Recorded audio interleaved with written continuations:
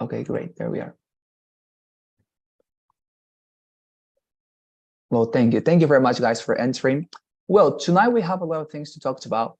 We're going to finalize very quickly with the theoretical part of the listening section, and then I want us to practice, okay? So let's go to that. Well, with you, we came to the fifth question yesterday, and we just have three other questions to discuss tonight. So let us go. Actually, two questions, okay? Just two questions to discuss. Well, this question is called the attitude question, okay? And this is very interesting. I want you to imagine that for some reason, I don't know, I never liked architecture, okay? I never liked architecture. And I said, right, well, I never liked architecture, but my parents are architects, both of them, okay? And architects, excuse me. And my parents are architects, and they tell me, you should study architecture. And I say, well, at the end, I want to please my parents. I want to make them feel proud of me. So I study architecture. And in this hypothetical case, when I study architecture, I don't like it, right? I'm not passionate about it, etc. But I become a very good architect because I am, I don't know, very intelligent, because I am, I don't know, I like to study, because I want to, I don't know, I want to demonstrate to my parents that I do care about what they want from me and their feelings, etc. So I end up being an architect. And it happens that at the end, I am so good an architect that a university offers me to teach a class on architecture. And they say, we want to hire you to teach architecture in our institution. And I say, yeah, fine. More status, more for my parents to feel proud of me, etc. So I go to my class and I say, well, good afternoon, students. We're going to talk about buildings tonight. But as I don't like architecture, because as I say, right, in this hypothetical case, I don't like architecture. And I start to talk about architecture. And I say, well, tonight we're going to talk about architecture. Well, as you can see, architecture is that science that concentrates in studying buildings and studying objects that could be utilized as protection or as ornamental. Notice that like the way I'm talking about architecture is a very, very much passionate and, let's say, almost annoying, right? Like as if I were suffering, a very suffered explanation. So if I talk to you about architecture that way, like, well, architecture is something that, yeah, it's okay, and here you have the buildings. What can you know about my personal attitude on architecture? That I don't like it, right? Like I am there because I'm forced to be there. I don't actually want to be there and I'm passionate about it, etc. And what if I say something like, well, tonight we're going to talk about this very disgusting topic of architecture that is, I don't know, physics. We're going to talk about this physics that honestly it's a headache. And well, let us discuss it. Let us go and talk about Newton's laws. I could give you a beautiful class on physics for you to learn about architecture. But if I say those words, well, let us talk about a headache I have. Let us talk about physics. Give me the board. I want to write here the Newton's laws on physics for you to understand this. If I say those words, what I'm transmitting to you is that I don't like physics, right? Because I'm saying, my headache. And why do I say all these things to you? Because I want you to notice that there is a difference between what you teach and between what you like. Sometimes what you teach, right, it's not something you actually like. And what you say about something is not every single time your personal opinion on it. And this question, the attitude question, is going to ask you, okay, to respond to the question of what the professor personally, okay, notice personally, his personal opinion, believes on the subject he's teaching. For example, if I teach about Darwin's evolutionary theory, and I don't like that theory, and I think it's actually foolish, I could say to you, tonight we're going to talk about this mediocre and preposterous theory, Darwin's evolutionary theory, so let's start. And I could give you a wonderful class about Darwin's evolutionary theory. I could explain to you what it is, what postulates, etc. But because of those words I gave you, you know that I don't like it, right? Because I'm talking to you, like, we're going to talk about this preposterous thing, right? Notice, my personal opinion is that I don't like it, but anyways, I can give you a very good explanation of it. So in this case, you're not going for the explanation. You're not going for what the professor teaches on the subject, but you're going for his personal opinion, okay? In this question, you have to identify what the professor believes on that subject, okay? Believes on that opinion, on that topic, excuse me. What his opinion is, what his personal opinion and thought on this particular matter is, okay? What is the question?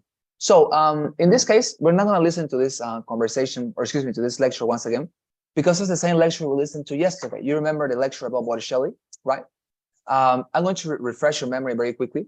Well, let us listen to it a little bit, because what is relevant is at the beginning. So let us listen to this lecture a little bit. We're not going to listen to it completely, just the relevant part. I need you to listen for understanding this question. Okay, so let's listen to this lecture once again. How many of you have heard of Alessandro di Mariano di Vanni Filippelli? No? Nobody? Well, let me put it this way. How many of you are familiar with the work of an artist called Sandro Botticelli? Or just Botticelli? Yeah, that's what I thought. It's definitely an easier name to remember. But a lot of you might also be surprised to learn that his work fell out of favor from shortly after the Renaissance until the late 19th century. That's right. It's really only within the past 150 years that Botticelli's work has returned to popularity, and yet, within that time, his name, well, his alias, has become synonymous with the kind of grace and beauty that characterizes the best of Renaissance painting. Patronized by the famous Medici family, Botticelli's work was celebrated during his lifetime for some of these same qualities. While his earliest works often used religious subject matter, well, we've seen this throughout the course, haven't we? How common this was. These are not the works that are most celebrated today. In fact, let me ask you, what are the paintings that you most associate with Botticelli? Well, The Birth of Venus is definitely one of Botticelli's better-known works. His masterpiece, Primavera, which was painted 3 years earlier, was done in the same vein. Primavera means a spring in Italian, and here's a slide of the painting just here. These are words that didn't rely entirely on the icon. Okay, we're going to listen to that point, okay? Because as I say, you have listened already to it. It's important to respond to this question. So what is a personal attitude question? It could be something like this. What is the professor's attitude towards Botticelli? Okay, notice the professor's attitude, not what he's teaching, because he teaches a lot of things about Botticelli, but what is his personal perception on Botticelli's, okay? We have the answers. He enjoys some of his work, but not all of it. He believes people will hardly recognize him by his true name. He believes his career teaches us about religious structures. He considers his work has no actual relevance in our history. Which one it is? Is B in this case, okay? He believes people will hardly recognize him by his true name. How do you know this? By the word choice he used at the beginning of the lecture. Remember, your objective in this question is to deduce what type of personal position or opinion does the speaker have with relation to one specific topic.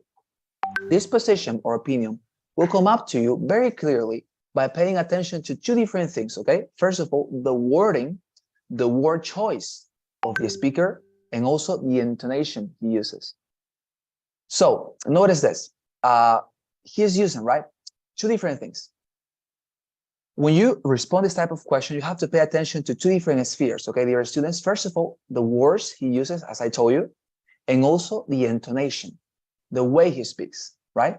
Those two different criteria give you everything you need in order to know the opinion of somebody on any subject. And notice that when the professor was discussing this topic in this lecture, he said at the beginning, have you ever heard of Mariano Filippelli? And apparently nobody answered, right? And then he said, what if I tell you Botticelli? Have you ever heard about him? And apparently everybody said, yeah, of course, we've heard about Botticelli, come on. And he said, yeah, that's what I thought, right? You listened to that, right? Yeah, that's what I thought. By that simple sentence, yeah, that's what I thought. What can you know? Yeah, that's what I thought. That he was testing a theory he had on mind. He thought that nobody will recognize Botticelli by his true name, but merely by his artistic name, because you know that artists change their name, right? They have a normal name, like a real name, and then the artistic name. So you say, well, Mariano, Filipepi, etc. Nobody knew him. But when the professor said Botticelli, like everybody said, yeah, of course. So he said, yeah, I knew it. That's what I thought, because that was my theory, that he believed people will hardly recognize Botticelli by his true name, right? And that's how you know it, because as I told you, two aspects, word choice and intonation. And in this case, what was the aspect that helped you to understand this response? The first one, the wording. He used that word, hey, that's what I thought. So what does that tell you?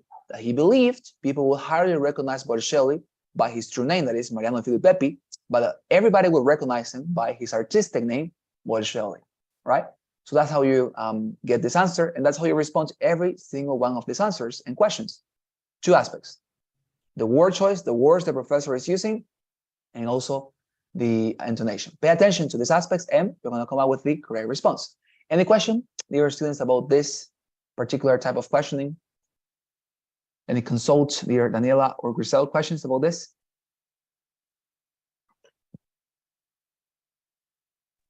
It was clear, teacher.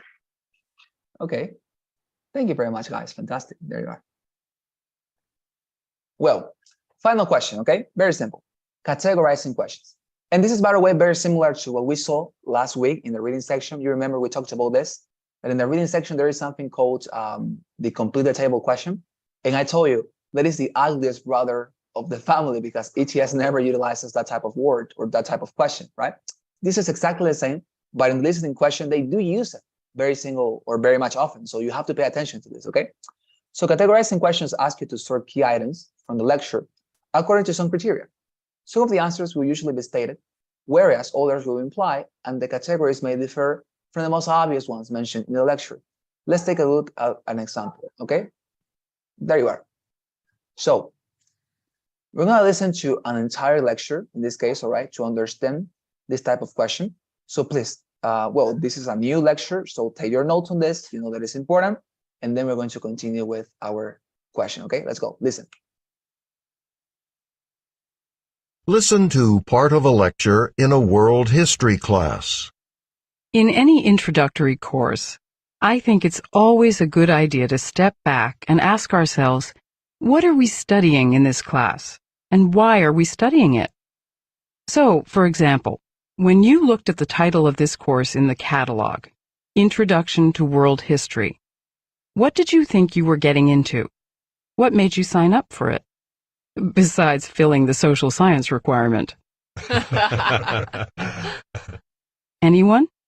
Well, just the history of everything, like starting at the beginning with, I guess, the Greeks and Romans, the Middle Ages, the Renaissance, that kind of stuff. Like what we did in high school. Okay, now what you're describing is one approach to world history. In fact, there are several approaches, basic models or conceptual frameworks of what we study when we do history. And what you studied in high school, what I call the Western Heritage Model, this used to be the most common approach in U.S. high schools and colleges.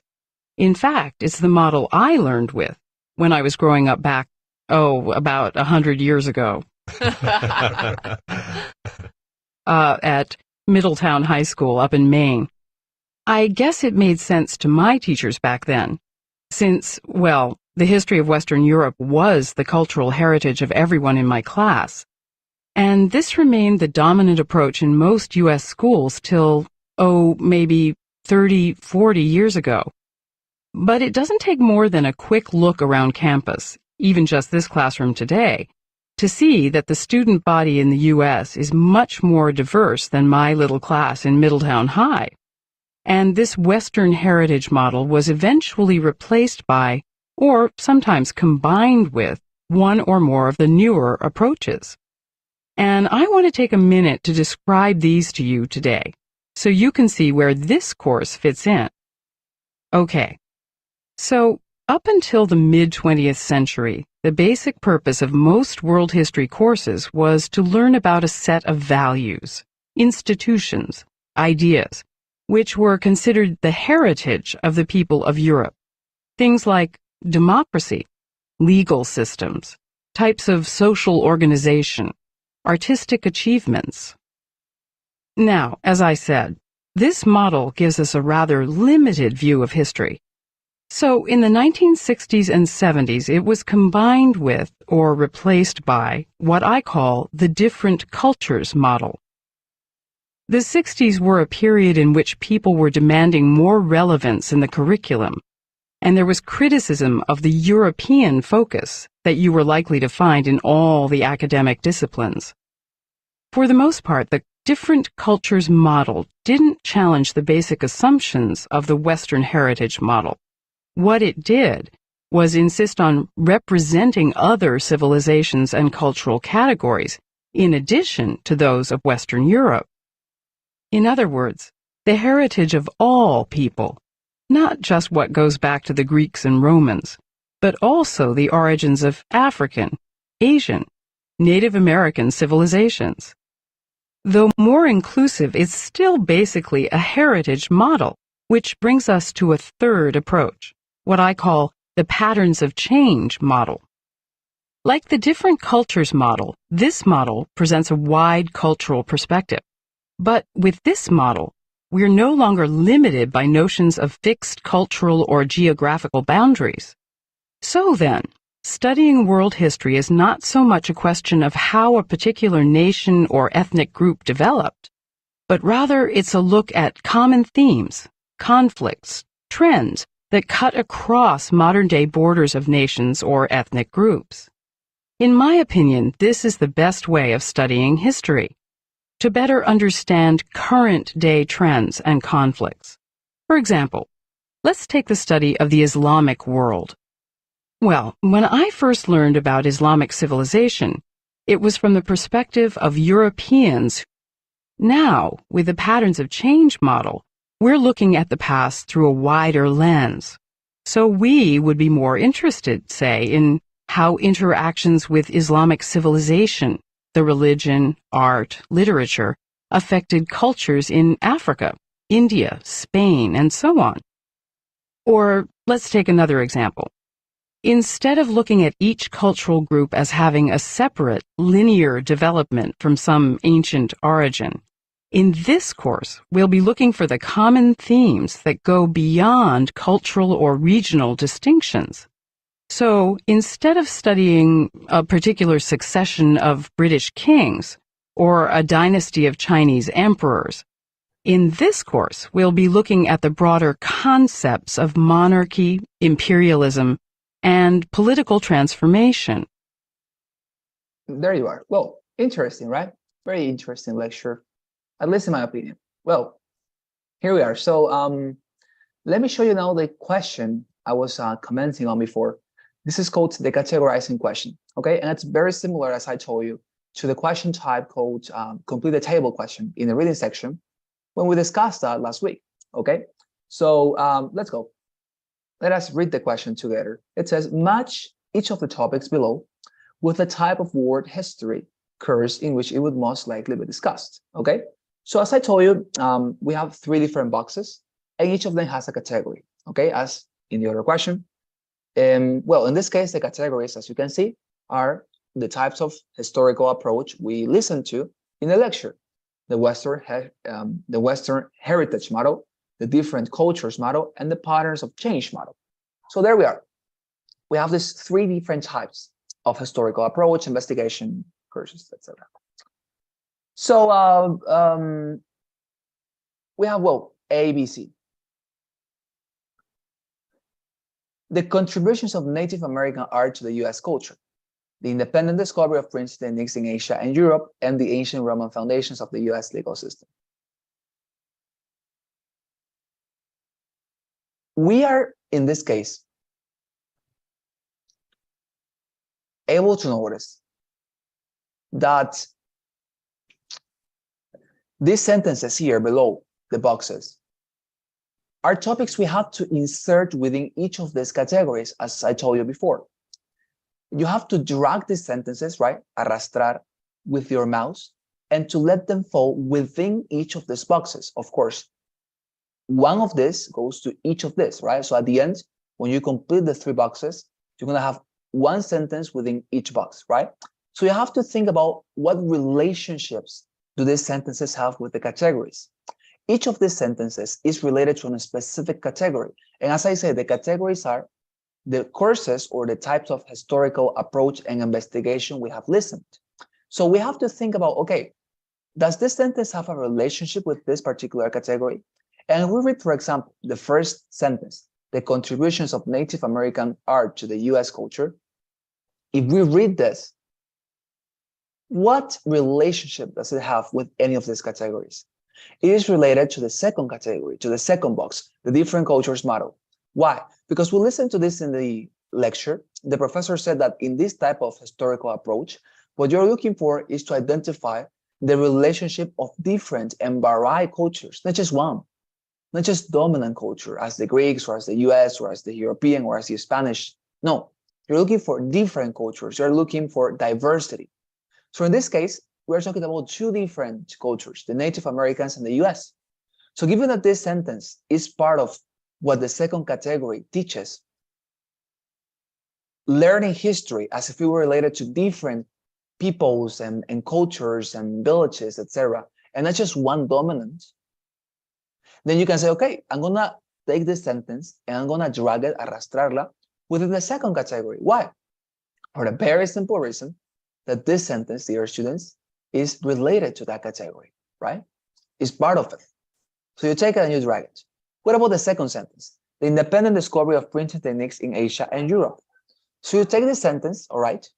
You take the sentence and you drag it within which of these categories? The third one, right?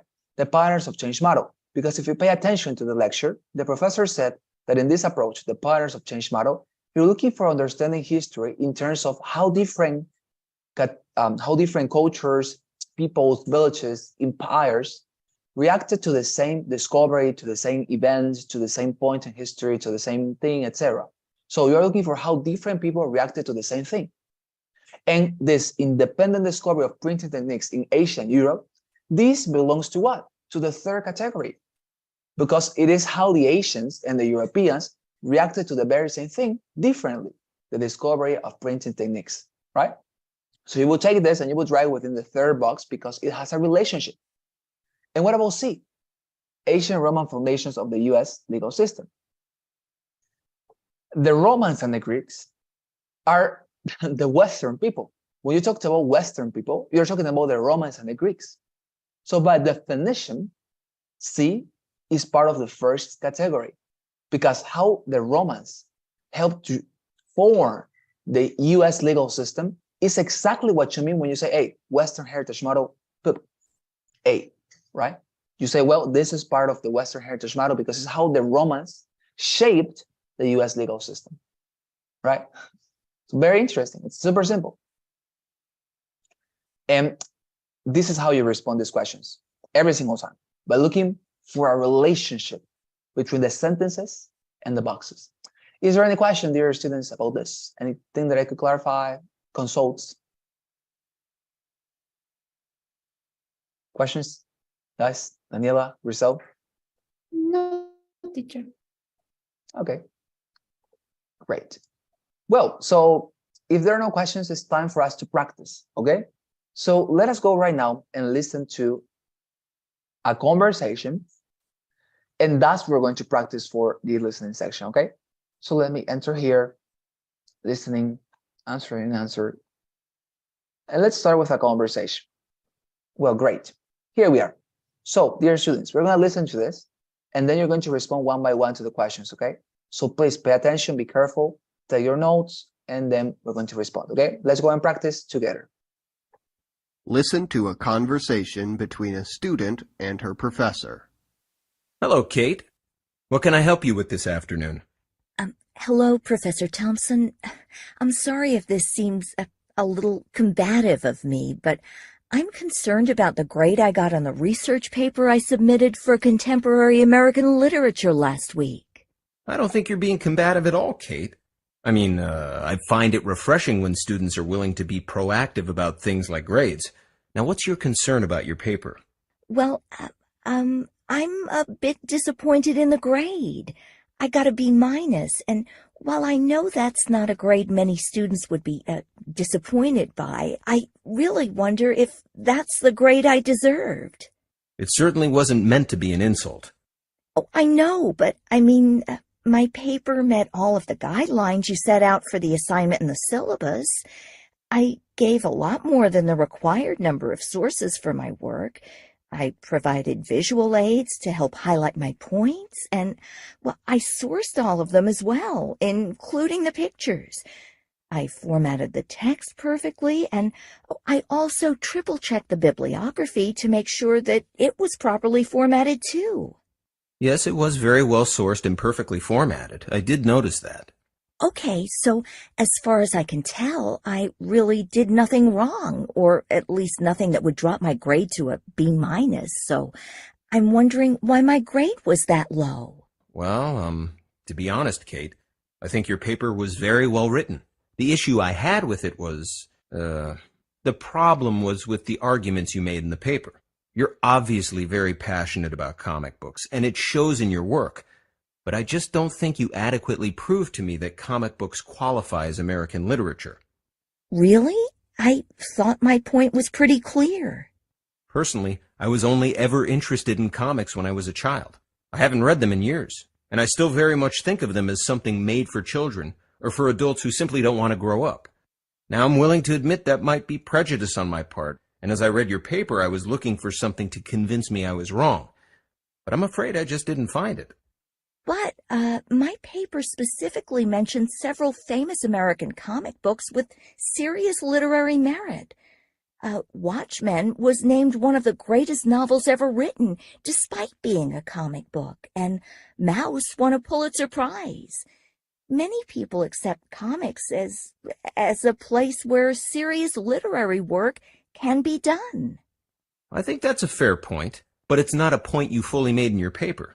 If that's the argument you'd like to make now, I have to call attention to the fact that you chose to focus your study on the superhero comics of the 1960s, which are far less literary in nature than the examples you just mentioned. Well, I did focus on those, but the point was to lay a foundation for the literary study of comic books by focusing on early classics from the field. I argued that those comics of the 1960s are precursors to the more serious work that followed in later decades. That's a fair point, but again, I don't believe you made it well in the paper. You seem very passionate about this, though, so I will allow you to revise the paper to better reflect the arguments you're making now. If you manage to convince me this time, I'll up your grade. Does that seem fair? Yes, Professor. Thank you.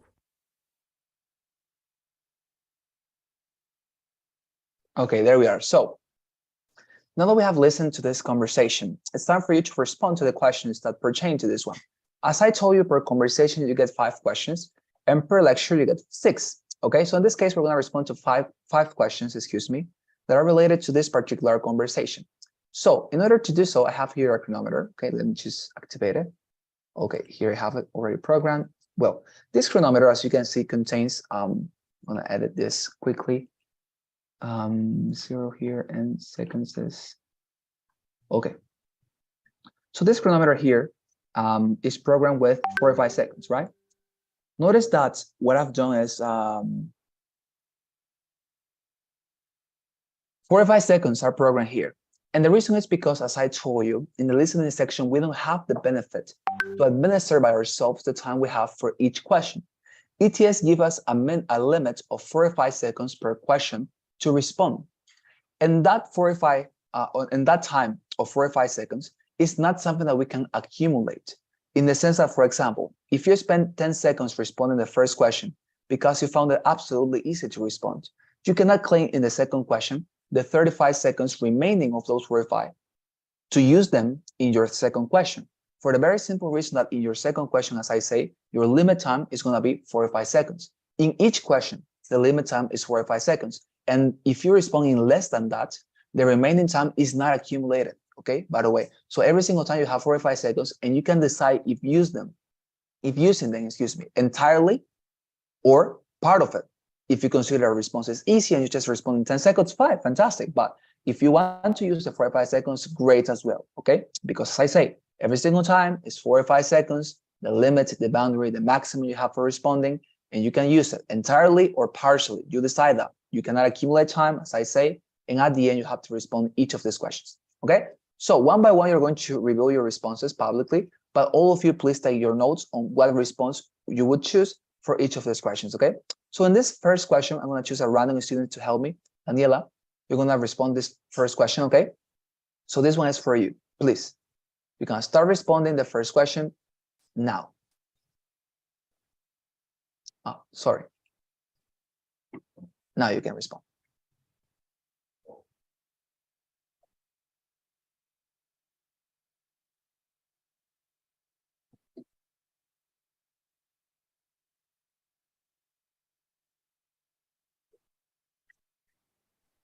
Is the number 2.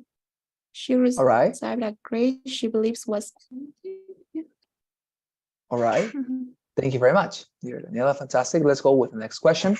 This is for you, dear Grisel. Okay, so please, you can start responding now. You can use the 45 seconds entirely or part of it as you wish.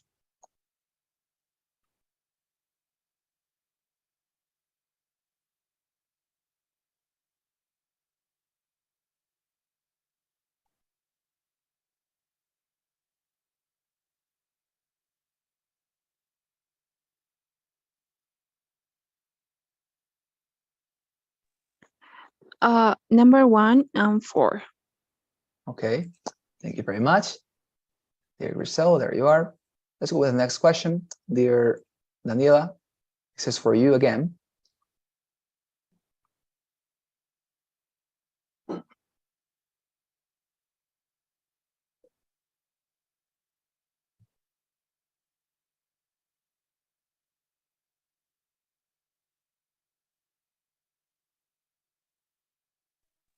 The number 1. He thinks Okay, they do some church.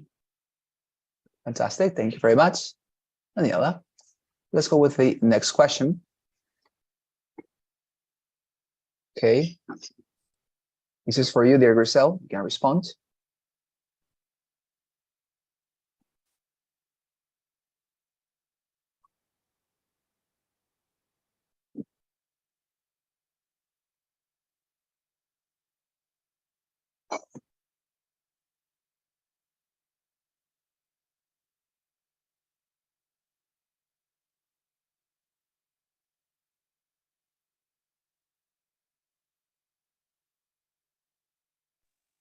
Number 3. All right, number 3. Next question for you, dear Daniela.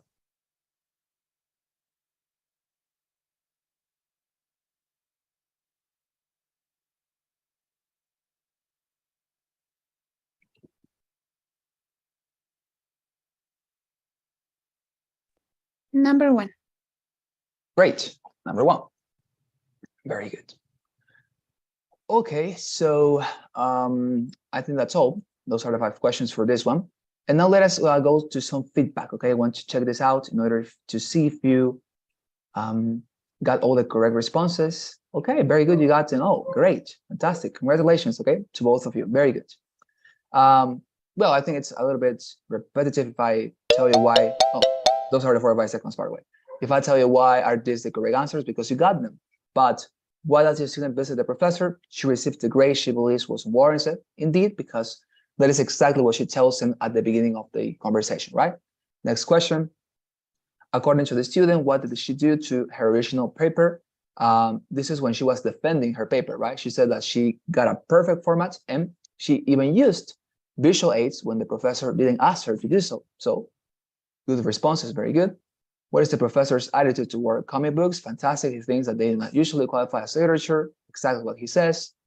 Not need to explain more. Why does the student mention Watchmen and Moss? It's a very good response, this one, by the way, because when the professor here questioned the student's argument that he proposed in her research paper, she defends her idea by saying, but professor, there are 2 different comics that have been recognized by scholars to be very good pieces of literature. Have you ever listened about Watchmen and Moss? Watchmen actually received a Pulitzer Prize, and it's said to be one of the greatest novels of all time, right? So she's defending her idea and proposition, and she said, well, to highlight some comic books with highly regarded literary qualities.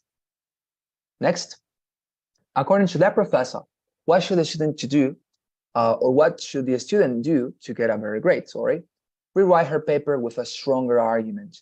This is what he says to the student at the end.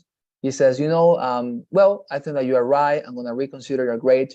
But in order to do so, please write another paper with a better argument. And if you convince me, I'm going to up your grade. Is that fine? And she says, yeah, totally. Thank you very much. Right? Very good. So let's go now with a lecture. I want to see how you perform with a lecture. Very good, by the way, as I told you, congratulations. It's a very good attainment to start this practice and responding all the questions correctly. It's great. It's very good. Okay. Very proud of you. So next activity, now lecture. Okay. So let's go. Listen to this lecture together, and then we're going to respond following the exact same mechanism. Let's go. Listen to part of a lecture in a world literature class. We come now to a writer who spent her life balancing a lot of contradictions. She was a woman in a male-dominated society, a Danish citizen living in a British colony in Africa, and a colonist who expressed affection for the native people. Finally, but maybe most importantly, she produced works that are at the same time works that are both surpassingly beautiful and surprisingly complex. Some of you might already realize that I'm talking about Karen Blixen.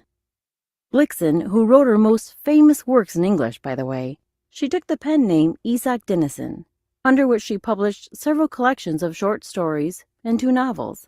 Well, let's start with the 2 memoirs about her life in what is now the East African nation of Kenya. Blixen was born in Rungstedlund, Denmark in 1885. She moved to Africa in 1914 and lived there until 1931, farming coffee on her plantation, as she so memorably describes, at the foot of the Ngong Hills. Within 5 years of her return to Denmark, Blixen began compiling out of Africa. The book was written with unmistakable talent. It proved she was a storyteller to be reckoned with. Her evocative descriptions defined the continent of Africa and its people for generations of Europeans. In 1960, she published additional stories about her time in Africa in Shadows on the Grass, a book of 4 stories about the East African people and tributes to the wild beauty of the landscape. But at the time Blixen lived there, the region was a colony of the British Empire, and many of her harshest critics point to vignettes in her memoirs, saying that they reflect the arrogance of the European colonizers, including Blixen. Kenyan novelist and critic Ngugi wa Thiong'o went so far as to label Blixen as, well, a racist, highlighting passages in which she describes her servant Kamante as a civilized dog and another young African as a small black native bull calf. And I think we can all agree that those descriptions are a little unsavory, especially today. But you could also argue that she shows Africa as a society free of stilted European culture, which Blixen implied had fallen far from any connection to the natural world. Susan Brantley, a professor of Scandinavian studies, has said that today's critics are judging Blixen with the sensibilities of people who've never lived within a colony. She charges that many critics assume that, as a white woman whose farm depended on the labor of the locals, Blixen must have behaved badly toward the African people. Still, it's important for us to consider those allegations of racism, regardless of how well Blixen wrote or even what her intentions were, because that backdrop can really affect the meaning of a story. Here's an example. One episode from Out of Africa that's drawn particular scorn, Kitosk's story, recounts the ordeal of an African boy who was severely beaten by an English settler and left in chains to die. Because Blixen's description of the trial doesn't explicitly condemn either the settler or the court system, critics have accused her of being a colonial sympathizer. In fact, Ngugi accuses her of the, and I'm quoting him directly here, literary glorification of the settler culture of murder and torture. On the other hand, according to Brantley, Blixen meant the inclusion of the story to be subversive to the British Empire. But her writing is so subtle that people misunderstand the intentions. The publisher of Out of Africa even asked Blixen to remove Kitosk's story because it might be embarrassing to the British. But she said she'd rather not publish the book at all if they insisted on removing that section. It's not surprising that Blixen's work has created controversy, but her memoirs are special because, unlike the works of other British colonial writers, she put the people of Africa at the forefront. And while she lived among them, Blixen took a personal interest in their affairs and in the education and health of the children. She was without a doubt invested in the community, and it's hard to untangle the institutionalized racism of the time and the mindset of the author herself within the story she told. It all becomes a bit mixed up. With that in mind, try not to make any judgments yourselves until we've read a few of her stories. We'll talk more about the debate once you've experienced Blixen's writing yourselves. There you are. Let's go with the questions. In this case, you start, you're Daniela. Okay, so you go.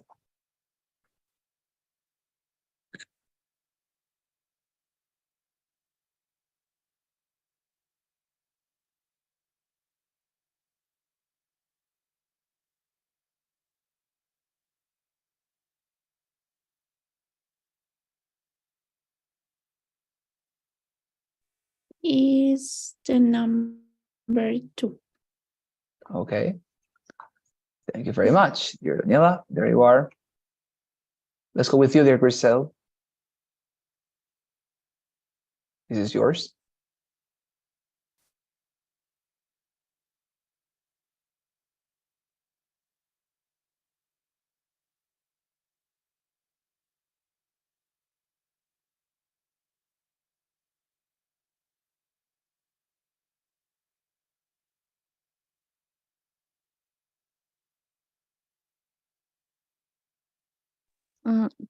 Number 3.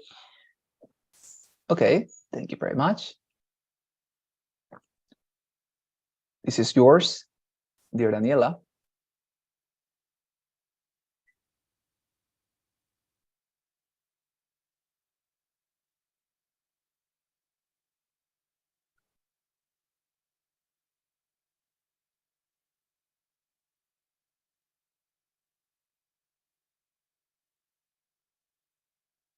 The number 3. Okay. This is Grisel's question.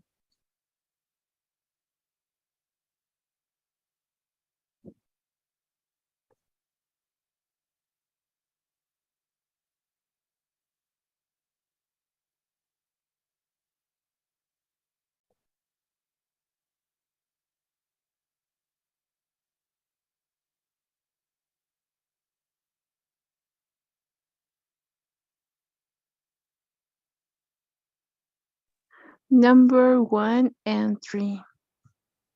Okay, thank you very much, Grisel. Fifth question.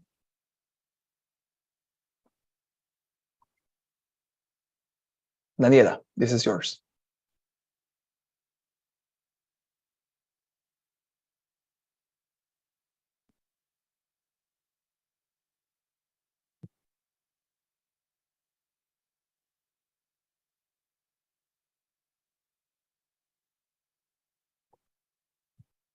The number 1. Great, number 1. And finally, Grisel, this is yours.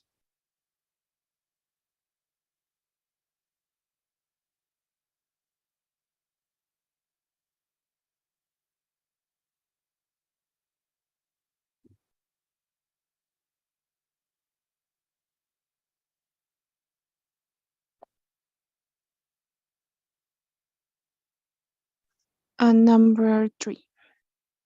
Okay.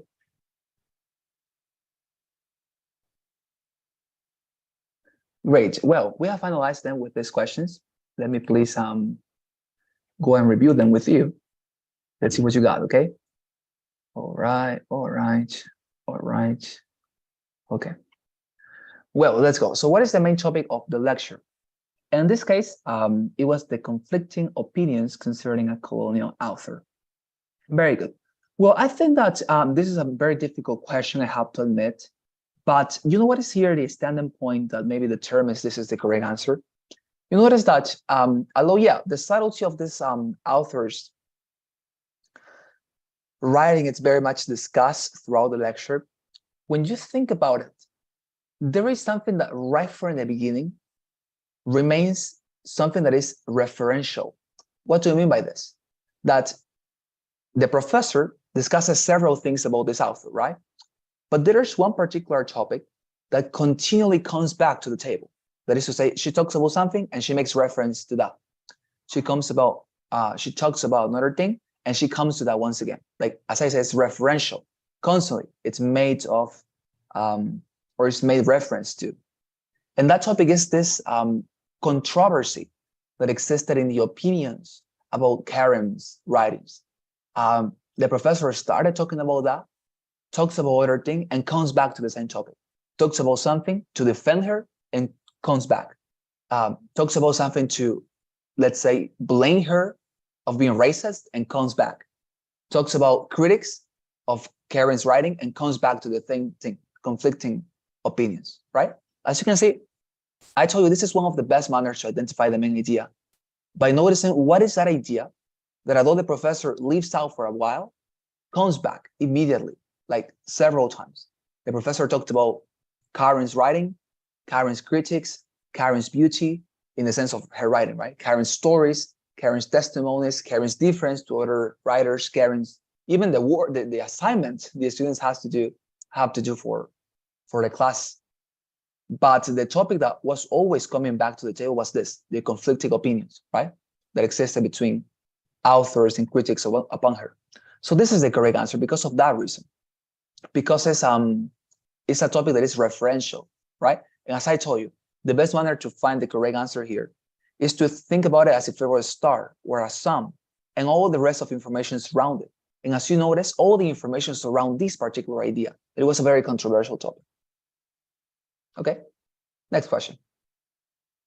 Why does the professor discuss Kitak's story? To provide an example of division between Blixen's supporters and critics. Yes, very good.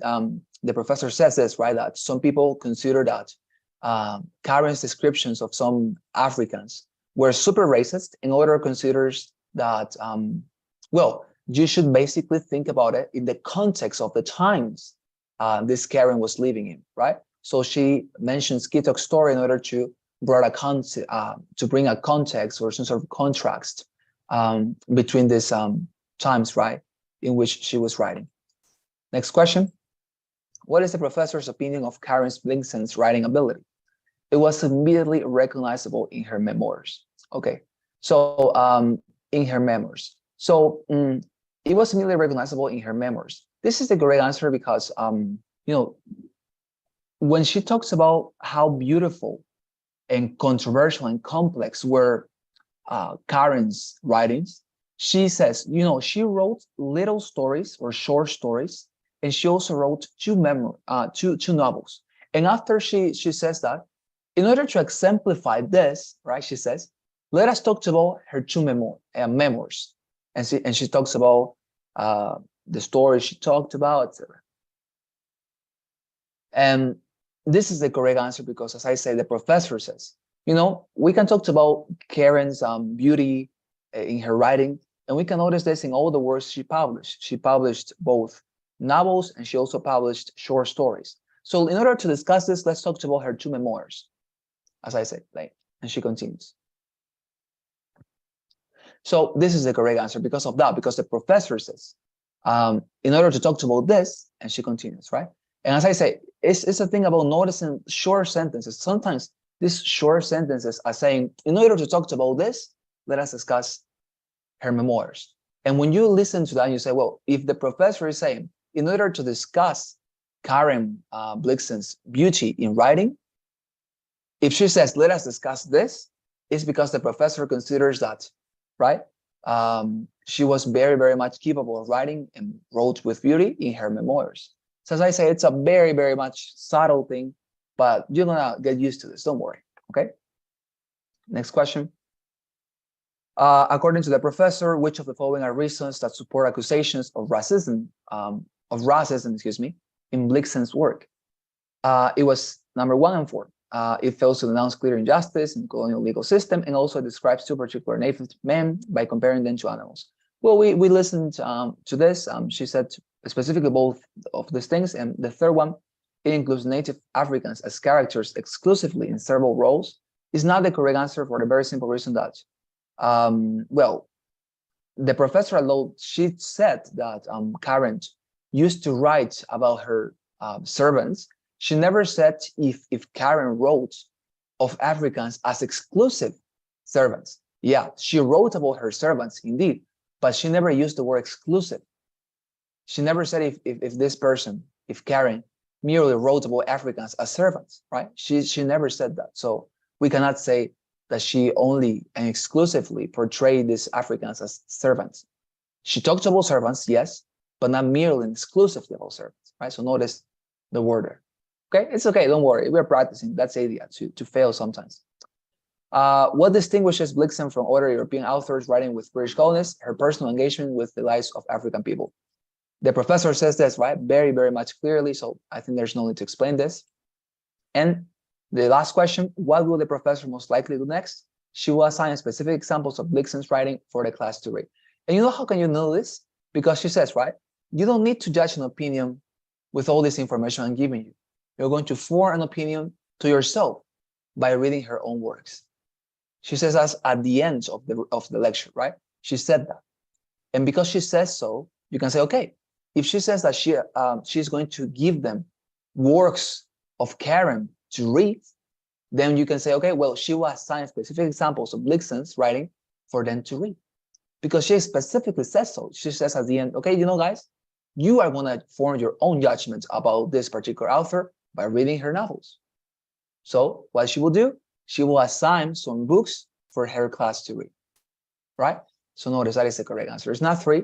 She will summarize additional works that showcase Blixen's subtle style, because she never says, you know, all this information I gave you is not sufficient. I'm going to give you more. She never says something like that. But what she said is, you know, guys, I want you to form your own judgment. And how are you going to do so? By reading your own works of this author, right? So they are going to read. And what she will do, what the professor will do, to assign what books should they read, okay?